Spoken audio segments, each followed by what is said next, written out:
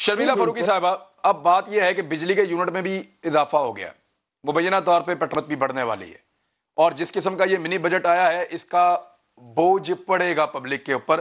اگر انڈیپینڈنٹلی آپ اس کا انالیسس کریں تو ٹھیک ہے، کچھ باتیں وزیر خزانہ کی ٹھیک ہے، لیکن بوجھ شفٹ ہو جائے گا پبلک کے اوپر، اور یہ الٹیمیٹلی ہونا ہے، لیکن حکومت کا دعویٰ ہے کہ اس سے کوئی فرق نہیں پڑے گا۔ جی بہت شکریہ عمران صاحب۔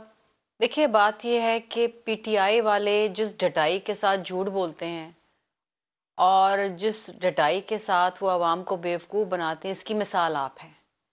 انفارچونیٹلی چونکہ یہ منی بجٹ پاس ہو چکا ہے، اس پہ یہ شادیانے تو بجا رہے ہیں، لیکن یہ ان کی خود کے لیے ایک بڑا شرم کا مقام ہے۔ اور اس کے بعد جو مزید مہنگائی کا طوفان عوام کے اوپر مزید برپا ہوگا، یہ کسی کو ویسے ہی منہ دکھانے کے لائق تو ہے نہیں۔ ابھی اگر یہ باہر عوام میں جائیں گے تو ان کو جوتے پڑیں گے۔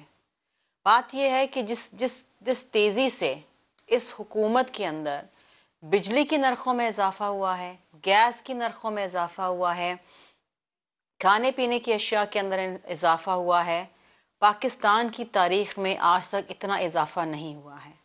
مجھے نہیں سمجھ آتا کس طریقے سے حلیم عادل صاحب یہ بات فرما رہے ہیں کہ عوام کو سمجھ آ رہی ہے۔ عوام کو صرف یہ سمجھ آ گئی ہے، اور بہت پہلے سمجھ آ گئی ہے، کہ یہ حکومت نااہل ہے، یہ حکومت ان کو قبر تک پہنچا دے گی، اور یہ حکومت ان کو زندہ نہیں رہنے دے گی۔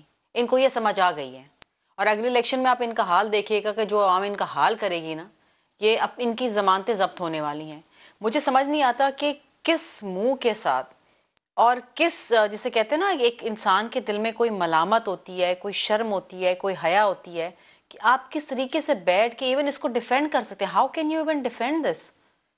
ادویات کی قیمتوں میں جو لائف سیونگ ڈرگز ہیں، اس کی قیمتوں میں پچھلے 3 سال کے اندر 11 دفعہ اضافہ کیا گیا، 500% انکریز۔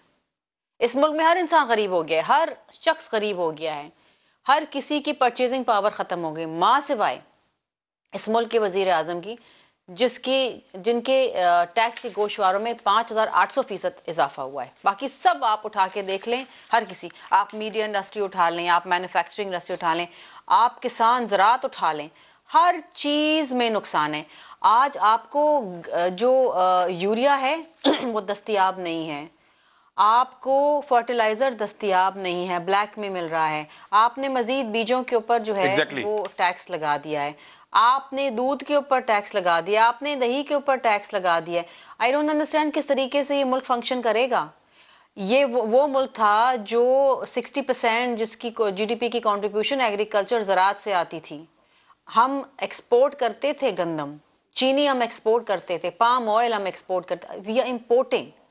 صرف پچھلے 11 مہینے کے اندر آپ کا 11 ٹریلین آپ کا امپورٹ بل ہے، صرف کھانے پینے کا۔ پاکستان کی 17 تاریخ کا ریکارڈ ٹوٹ گیا انفلیشن کے حوالے سے۔